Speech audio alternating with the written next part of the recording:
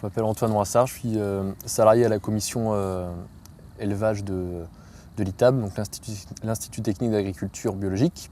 Donc l'ITAB est partenaire du CASDAR Parcours sur le volet état des lieux des connaissances, donc le volet A. Et dans ce cadre, l'ITAB a coordonné des enquêtes en élevage, donc qui ont été réalisées dans différents endroits en France, donc grossièrement la zone Grand Ouest, le Sud-Ouest et puis la zone Sud-Est avec le Rhône-Alpes en particulier.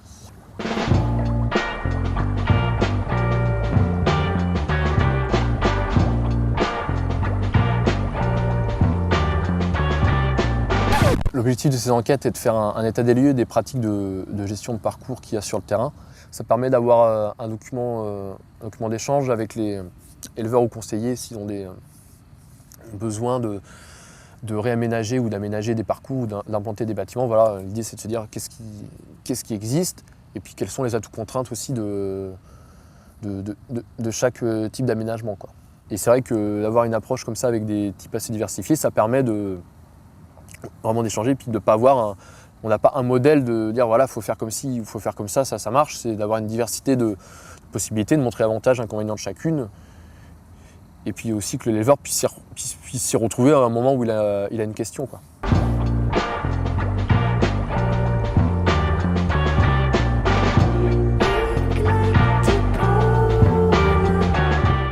Donc le premier type, en fait, c'est c'est le minimum syndical, qu'on peut retrouver en Bretagne notamment. Donc là, c'est un bâtiment qui est implanté sur une prairie.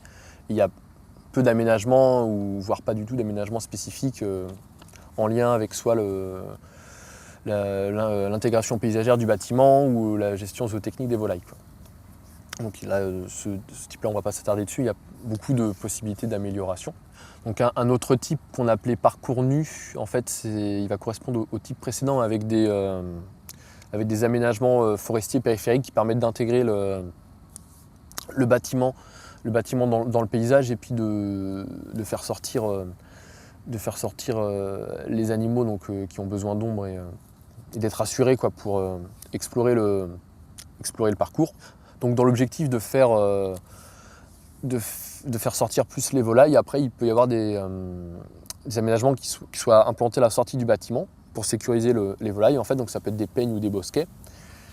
Et donc ça, c'est le deuxième type de parcours qu'on appelle le parcours avec aménagement de confort, où là il y a quand même les infrastructures permettent aux animaux d'explorer le parcours, mais pas de manière intégrale, parce qu'il y a souvent les fonds de parcours ne sont pas aménagés, parce que les bâtiments sont implantés sur des surfaces qui sont quand même assez conséquentes.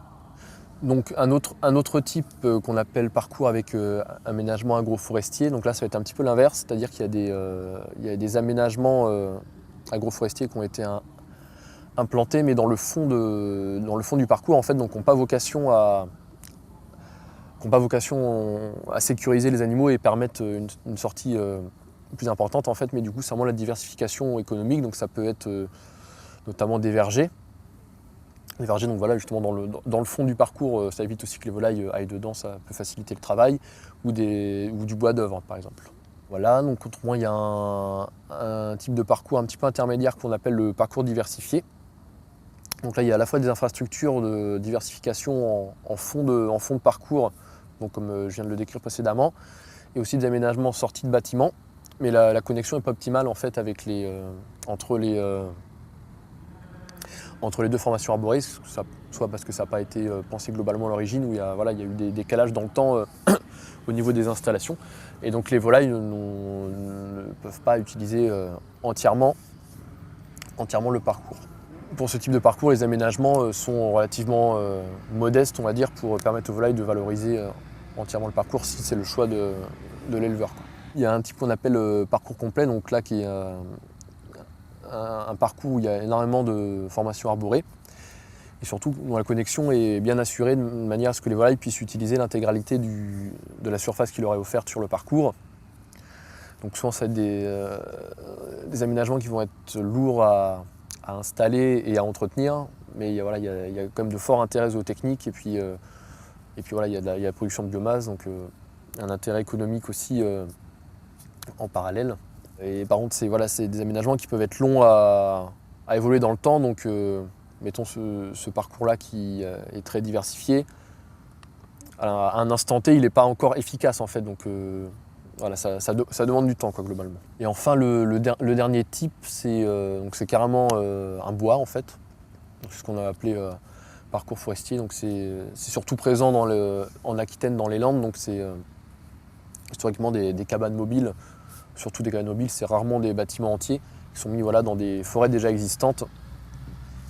Et donc du coup, voilà, il y a en théorie, ça favorise bien la circulation des animaux, sous réserve qu'il n'y ait pas non plus trop d'ombre, parce que ça peut avoir trop d'arbres en fait, peut avoir un aspect négatif aussi sur l'exploration des volailles.